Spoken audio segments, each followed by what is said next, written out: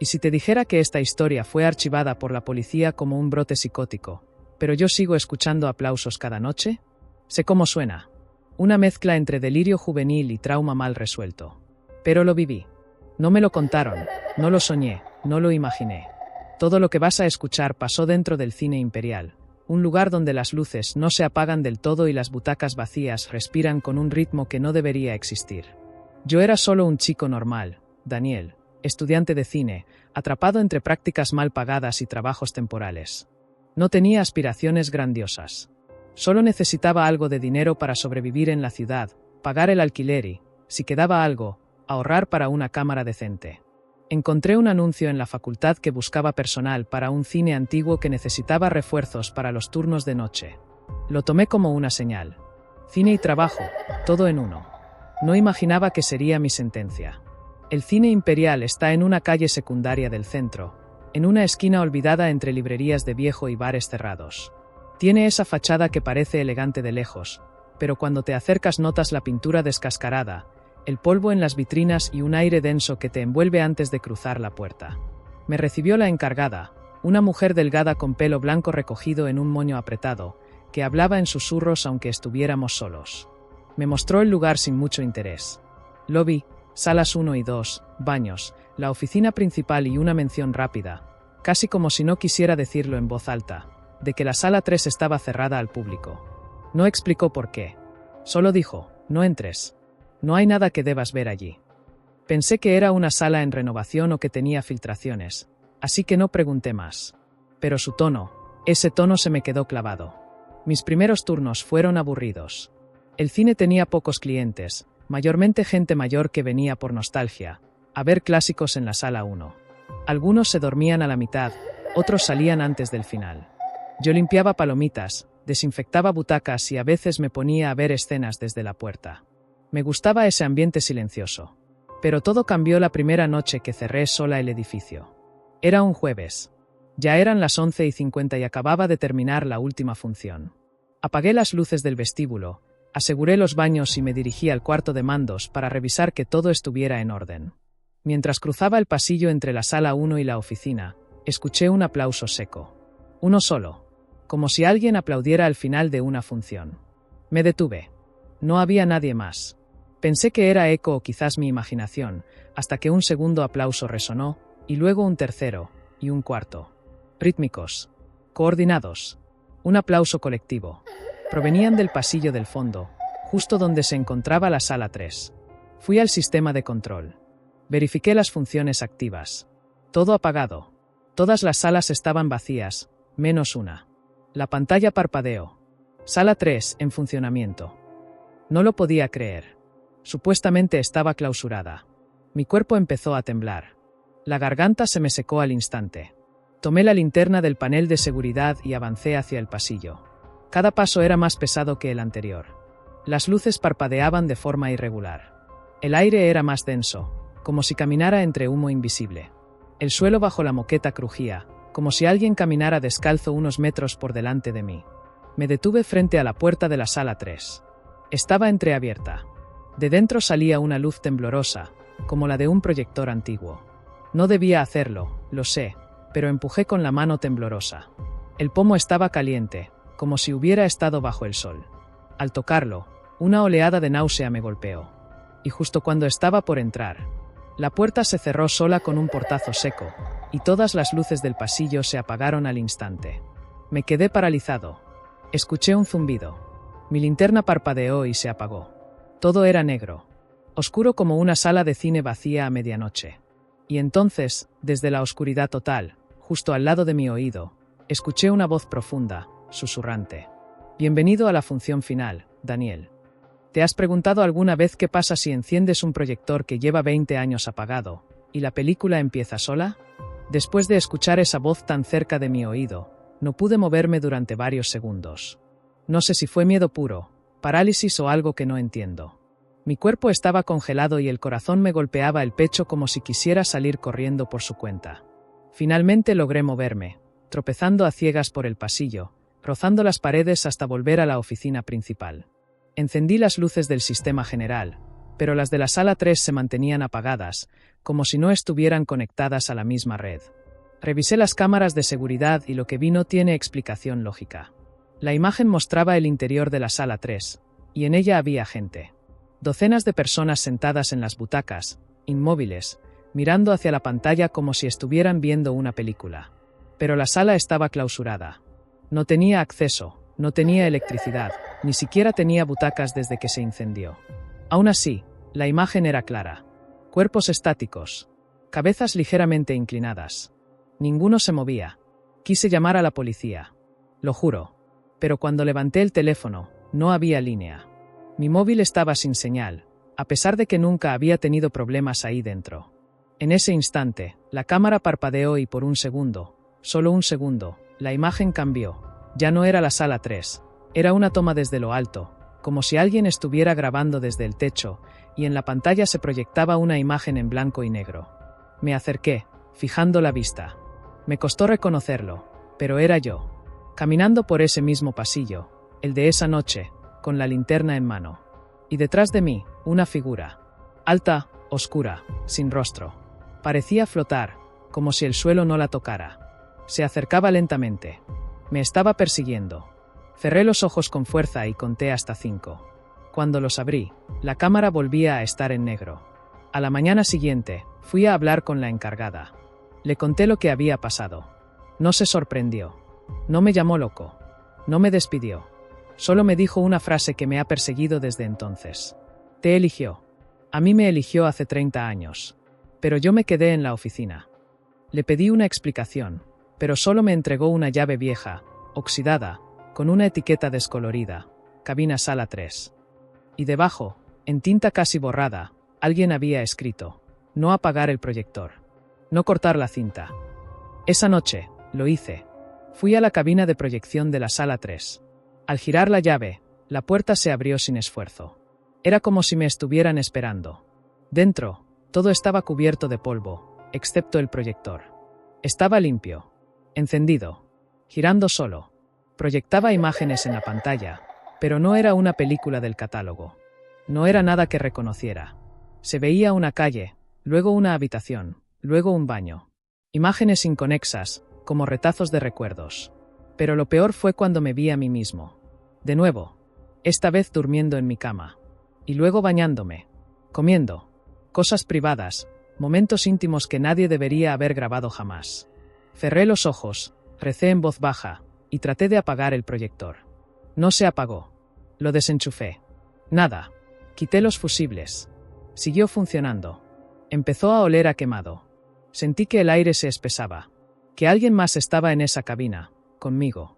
Salí corriendo, pero antes de irme, algo me hizo girar una última vez hacia la pantalla. Ya no proyectaba imágenes aleatorias. Mostraba una sola toma, la sala, con las butacas llenas, y todos los espectadores girando lentamente la cabeza hacia mí. Y aplaudiendo. Una ovación. Y si descubrieras que cada paso que das, cada decisión que tomas, ya fue escrita, por algo que no puedes ver? Después de esa noche, algo cambió. No solo en el cine, sino en mí. Era como si el guión de mi vida se hubiera reescrito en tinta invisible. Caminaba, respiraba, comía, pero todo lo hacía como si alguien más estuviera dictando mis movimientos desde algún lugar que no podía ubicar. Intenté renunciar. Le dije a la encargada que no podía seguir, que había visto cosas que no entendía, que no podía dormir. Ella me miró con una tristeza profunda y simplemente dijo, «Puedes irte si quieres, pero el cine no te va a dejar». Creí que hablaba en metáforas, hasta que lo comprobé. Salí del edificio con el corazón en la garganta. Crucé la puerta principal, respiré el aire helado de la madrugada, y empecé a caminar hacia la estación de bus. Pero tras 10 minutos, noté algo extraño. Las calles estaban desiertas. No una sola persona. Ni coches, ni ruido. Nada. Silencio absoluto. Di la vuelta a la esquina, y ahí estaba. El Cine Imperial. De nuevo frente a mí. Aunque había caminado en línea recta. Corrí. Tomé calles distintas. Me interné por barrios que conocía. Cada vez que doblaba, al fondo de la calle, estaba él. Su marquesina brillando con esa luz amarilla sucia, y esa inscripción que me heló el alma. Hoy, función final. Protagonista, Daniel Muñoz. Me negaba a aceptarlo. Pero no había escapatoria. Y entonces comenzó el bucle. Cada día despertaba en la oficina del cine. Aunque recordaba haber llegado a casa. Tenía la misma ropa. El mismo dolor de cabeza. Las mismas palabras de los clientes. El mismo sonido del proyector encendiéndose solo a las 11:45. Todo se repetía. No importaba lo que hiciera. Podía fingir estar enfermo. Podía esconderme. Siempre acababa de nuevo en ese pasillo oscuro, frente a la sala 3, con la linterna en la mano, y los aplausos empezando al fondo como una ola de horror que se me acercaba. Empecé a documentarlo. Tomé notas. Grabé audios. Me grabé en vídeo. Pero nada quedaba. Los archivos desaparecían. Las hojas aparecían en blanco al día siguiente. Solo una cosa persistía, la cinta. Esa maldita película que no se podía destruir. La saqué del proyector y la llevé al patio trasero. Le prendí fuego. Ardió por completo. Respiré aliviado. Pero esa misma noche, al entrar a la cabina, ahí estaba de nuevo. Intacta. Con una etiqueta nueva que antes no tenía. Toma 13, muerte del protagonista. Y por si fuera poco, comencé a escuchar voces mientras dormía. Voces que salían de las paredes. Voces que me hablaban con frases como acción, corte, repite la escena, llora más fuerte esta vez. Empecé a creer que no estaba solo. Que había una audiencia invisible viéndome en todo momento. El cine no era solo un lugar. Era un ente. Un ojo que todo lo ve. Que lo graba todo. Que lo escribe todo. Y yo era su actor principal. Un actor sin contrato, sin elección, sin libreto que leer. Solo actuando. Solo sintiendo. Solo perdiéndome. Clavé las uñas en mi piel. Intenté dejarme marcas para recordar que era real, que tenía control sobre mí. Pero las heridas desaparecían al día siguiente. Las cicatrices se esfumaban como si el guión no permitiera errores de continuidad. Y entonces lo confirmé. La proyección de esa noche mostró una escena que aún no había vivido. Una conversación con la encargada, en la que yo le decía que sabía toda la verdad, y que esa noche sería el final. Pero esa escena no había pasado todavía. Me estaba mostrando mi futuro. Lo que habían decidido que sería mi destino. Y si te dijera que el cine fue construido sobre un teatro maldito, y cada proyección es un tributo a quienes no salieron con vida, ya no sabía si era de día o de noche. Las ventanas estaban siempre cerradas, cubiertas por cortinas negras, y el interior del cine parecía tener su propio uso horario.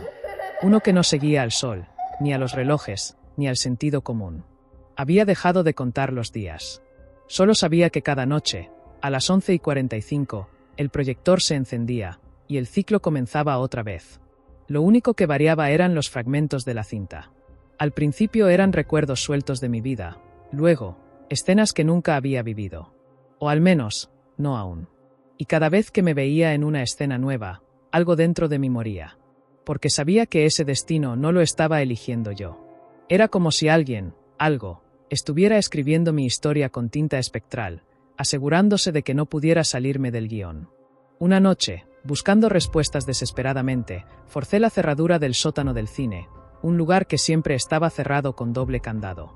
Bajé con una linterna, cubriéndome la nariz por el olor a moho y humedad estancada. Lo que encontré fue un archivo polvoriento con cientos de carpetas, cintas viejas, bobinas corroídas y periódicos. Cientos de recortes de periódicos, todos sobre el mismo tema. Incendio en el Teatro Imperial, 1978. El cine había sido construido sobre las ruinas de un teatro antiguo. Un lugar donde una compañía independiente ensayaba una obra maldita, escrita por un autor desconocido.